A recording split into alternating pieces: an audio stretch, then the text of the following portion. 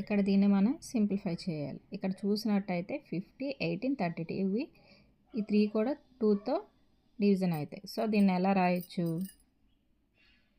2 × 25 plus 2 × 9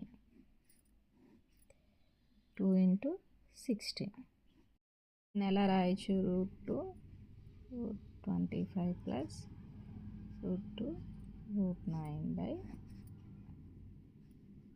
ఇలా రాయొచ్చు. ఇక్కడ 2 కామన్ తీస్తే √25 ప్లస్ √9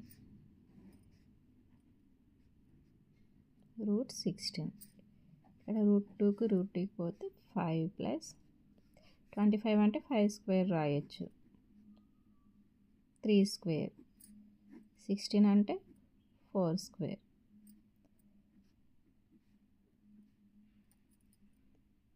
5 + 3/4 8/4 4 1 4 2 0. The answer is 2.